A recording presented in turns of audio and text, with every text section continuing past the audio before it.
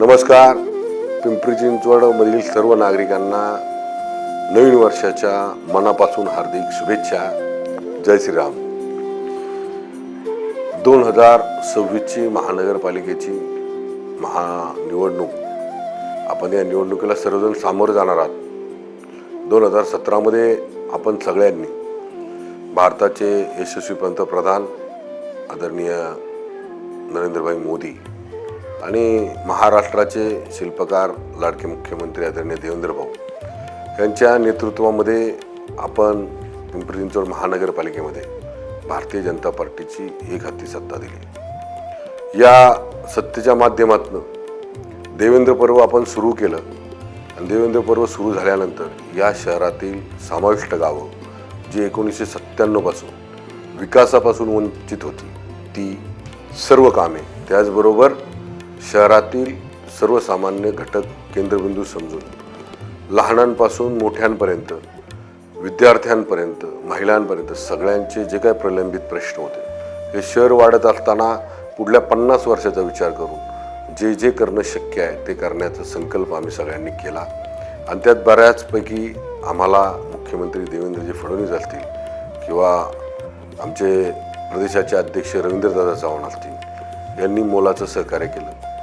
त्या माध्यमातून आम्ही मेट्रो सिटी, स्मार्ट सिटी, वेगवेगळे प्रकल्प, शहराला पाणी पुरवठा सुनियोजित व्हावा याकरता भामासखेड यामधनं पाणी मिळणं, त्याचबरोबर अनेक प्रकल्प जे बऱ्याच वर्षापासून शहराच्या पुढील 50 वर्षासाठी गरजेचे आहेत ते प्रकल्प पूर्ण करण्यासाठी आम्ही त्यावर काम केलं. सर्व इन्फ्रास्ट्रक्चर डेव्हलप करत असताना आत्ताची लोकसंख्या, त्याचबरोबर पुढल्या 25-30 वर्षात वाढणारी लोकसंख्या हे डोळ्यासमोर ठेवून मग सुनियोजितपणा कसा आपल्याला करता येईल विकासाच्या माध्यमातून याच्यावर आम्ही जास्त काम केलं.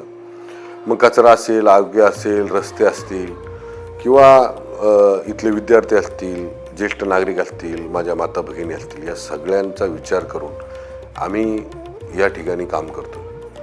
मागच्या 5-7 वर्षामध्ये आम्ही जेही प्रकल्प केले याच्यामध्ये शहराच्या नावलौकिकामध्ये भर पडेल अशा पद्धतीचं काम आम्ही केलं.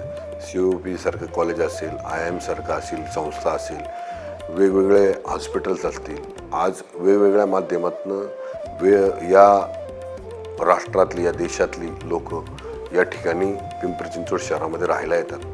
मग कोण उद्योजक असेल, कोण नोकरीच्या माध्यमातून असेल, कोण व्यवसायाच्या माध्यमातून असेल, ही सगळी इथे आल्यानंतर त्यांना एक विश्वास वाटावा या शहरामध्ये पुढल्या 50 वर्षाचं दृष्टी ठेवून, पुढल्या वर्षाचं व्हिजन ठेवून या ठिकाणी काम करणारे लोकप्रतिनिधी आहेत. त्याच अनुषंगानं आम्ही या परिसरामध्ये काम करताना भूमिपुत्र ते या परिसरात आलेले नागरिक या सगळ्यांचा विचार करून आम्ही आमची विकासाची घोडदौड चालू ठेवलेली आहे. त्यामुळं माझी सर्व चिंचवड शहरातील नागरिकांना नम्र आव्हान आहे की आपण जो मागच्या 2014 पासून भारतीय जनता पार्टीवर विश्वास ठेवून 2017मध्ये पिंपरी चिंचवड महापालिकेमध्ये भारतीय जनता पार्टीची सत्ता दिली, तोच विश्वास कायम ठेवू, त्या विश्वासाला पात्र राहण्याचं काम आम्ही मागच्या 7-8 वर्षात केलं, इथून पुढेही करू.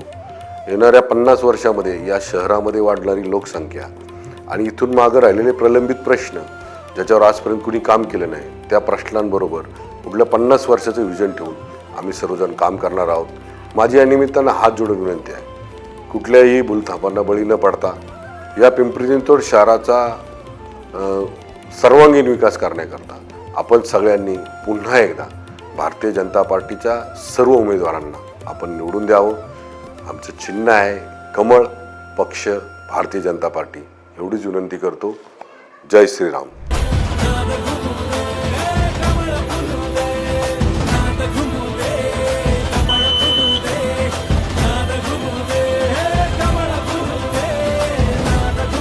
गुरुवार दिनांक 15 जानेवारी 2026 रोजी कमळ चिन्हासमोरील बटण दाबून भारतीय जनता पार्टीला प्रचंड बहुमतांनी विजयी करा.